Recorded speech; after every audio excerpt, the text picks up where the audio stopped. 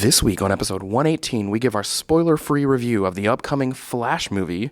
We talk a little bit about the CW Arrowverse Flash series finale, and we invite you all to an upcoming live event. Welcome to the Infinite Taylorverse.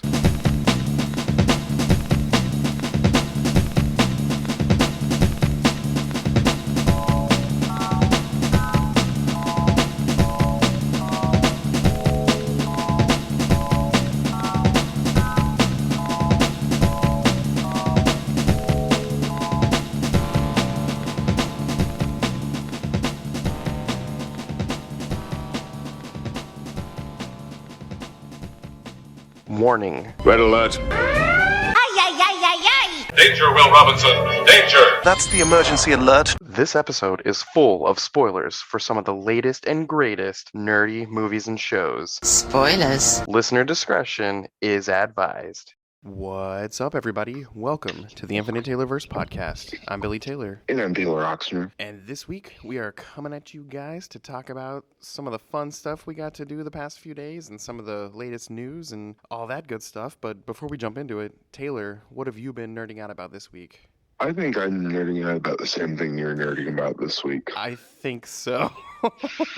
And don't get me wrong, I am very much still nerding out about Legend of Zelda Tears of the Kingdom, but this week something kind of tops that a little bit. And Taylor and I got the chance, because of our friends from Fountain City Con, shout out to Barry and Judd and Brian and the gang, we got to go see a pre-screening of The Flash nearly a month early, and boy, we are nerding out about that.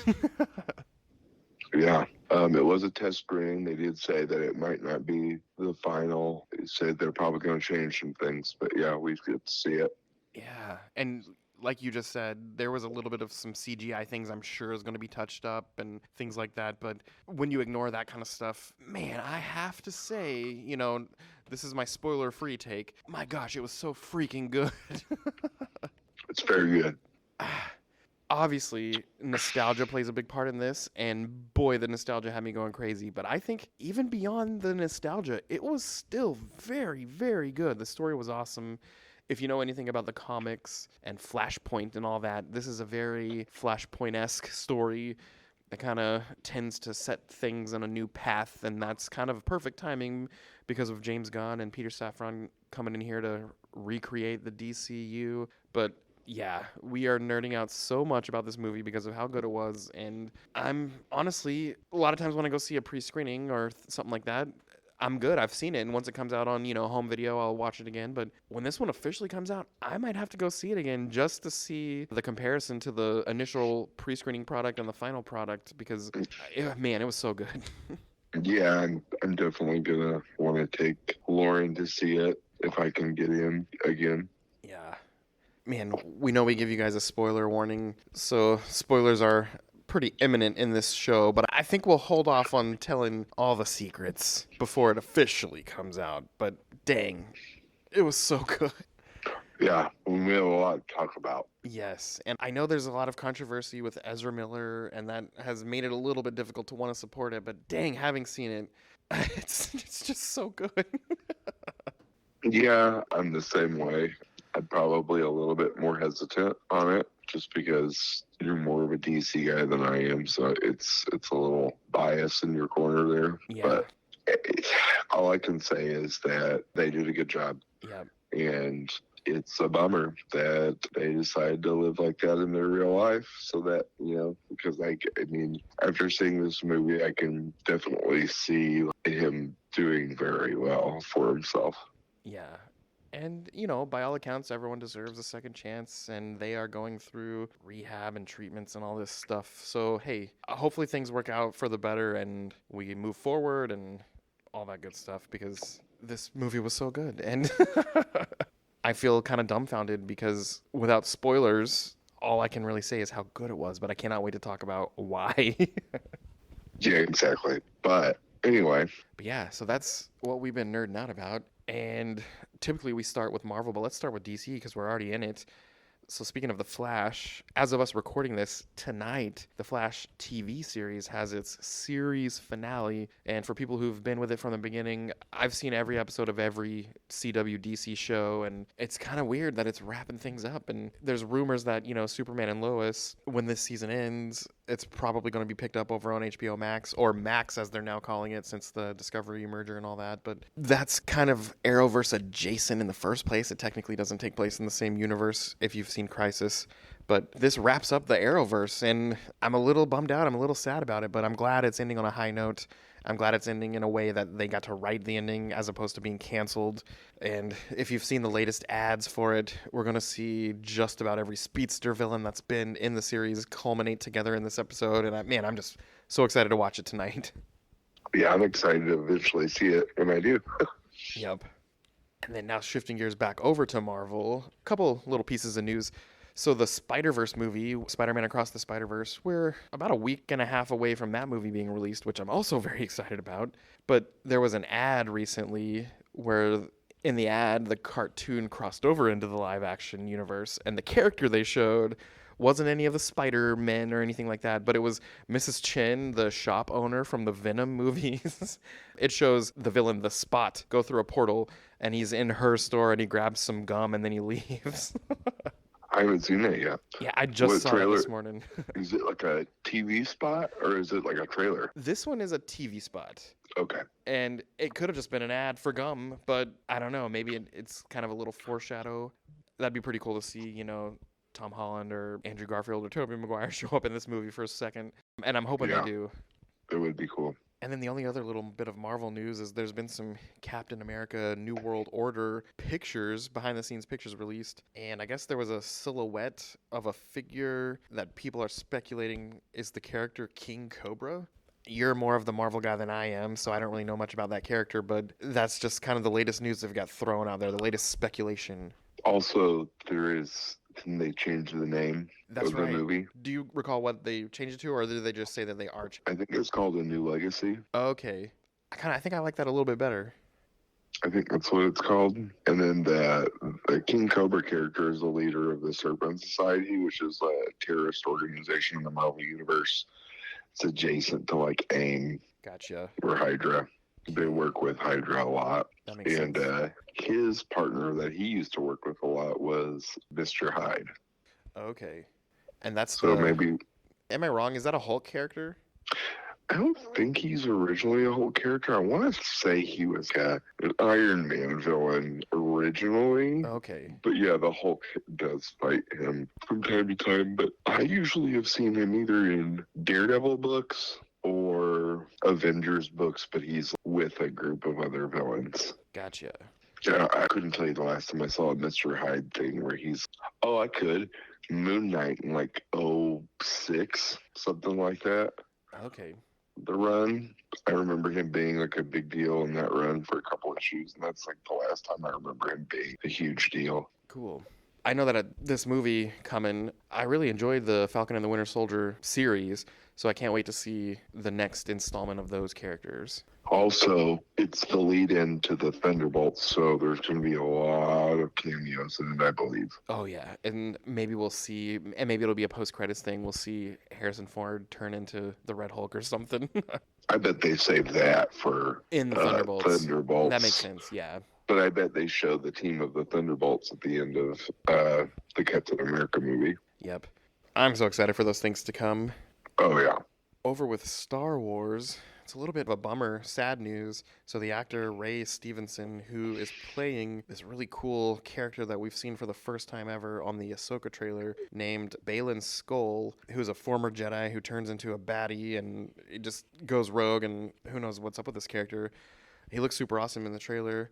You might also know this actor from things like Punisher Warzone. He played the Punisher, and he was Volstagg on Thor Ragnarok, and he's the voice of Gar Saxon on Star Wars The Clone Wars, so he's got a rich, Star Wars, Marvel, all this history. Well, he unexpectedly passed away this past week, and that's such a bummer. Did they say why? Was it a heart attack or... I have not seen why in the things that I've read so far, and maybe at this point it is out there, but I'm currently unsure of what happened. But he was only 58, so not old at all. Yeah, it sucks. Such a bummer, but rest in peace, Ray Stevenson, and You've done some cool things, so your legacy will live on. Mm-hmm. And then the last Star Wars thing I have, I guess there was an interview with George Lucas recently, and people were bringing up things of the past, and it kind of come up that one of his original thoughts for Return of the Jedi, he had a couple. It sounds like he was going to resurrect Yoda and Obi-Wan for a big final battle, but he wound up not doing that to kind of respect the Force Ghost thing. But it sounds like he also was going to have Luke become a new Darth Vader, but in the end decided to go the light side route where he redeems Darth Vader.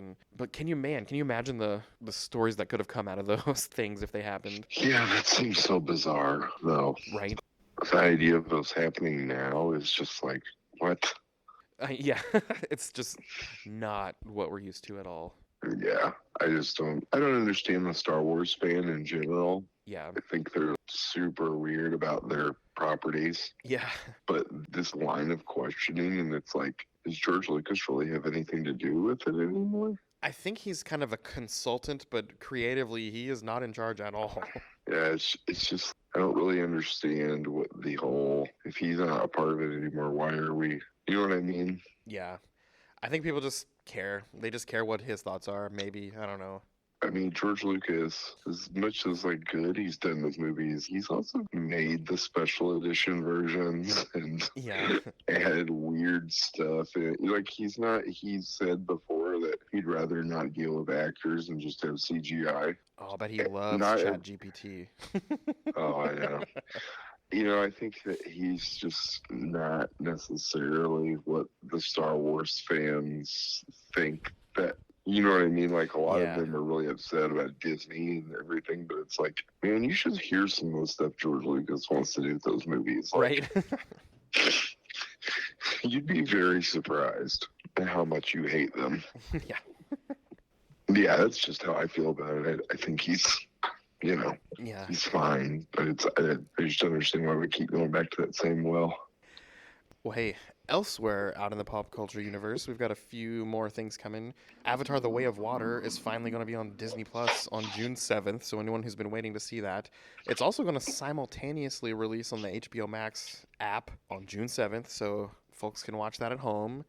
And then, the new Teenage Mutant Ninja Turtles Mutant Mayhem. Next week, we're getting a new full trailer, not just that teaser we got a month or so ago. And I'm so excited about that movie. I don't know about you, but that looks really fun to me. Is that coming out in theaters? It is.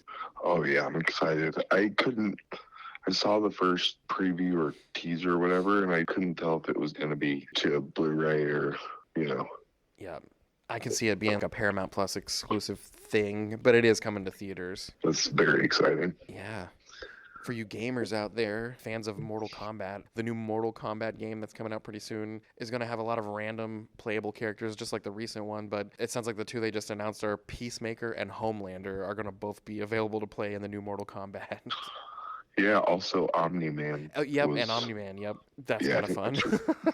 That's going to be really cool. I saw the trailer for it. It's called like Mortal Kombat 1. Yes. And I think it's like a reboot of the whole series. They should do one of those Bat in the Sun, Homelander, Omni-Man mashup fights. That'd be entertaining.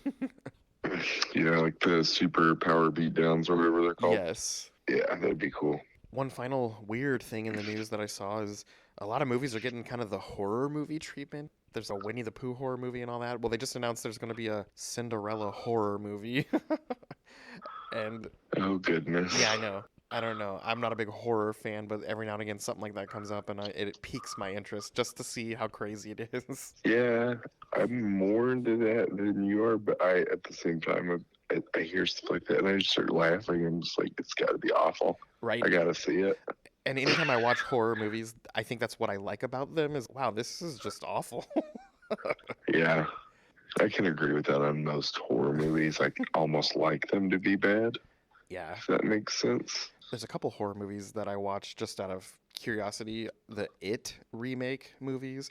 Those were actually Those are really good. Obviously, it's scary stuff, but it gave me more of a Stranger Things vibe than a typical horror movie vibe. Yeah, I mean, it's like the original. Yeah. It's more of a, yeah. But yeah, horror Cinderella. I guess that's a thing and it's coming soon. Exciting. That's about it for the news, but speaking of local things, Tuesday, May 30th at 6:30 p.m., we're having one of our live at the Kincaid Arcade shows out of the Oak Park Mall. Our special guest is going to be our friend, Mr. Mike Gladney, who owns and operates the Comic Coffee House in Olathe. He's recently become involved with some indie comics, the Dark Moon comics, and they've had some new releases come out. They've got a Kickstarter campaign going, and everything looks really cool. And I'm excited for him to come join us and give us an update on how his shop is doing and to talk about this new series of books that's coming, and that's going to be a fun episode. So yeah, if you want to see us in person, come out to the arcade. Grab yourself an arcade wristband, play a bunch of games, and then at 6:30, come hop on over to our show and be a part of a live episode. Yeah, we look forward to seeing you there. But hey, as for us here at the Taylorverse, I've been Billy Taylor. And I'm Taylor Oxner. And come back next week. Same bat time, same bat channel. You guys know the drill. Bye, guys. Bye.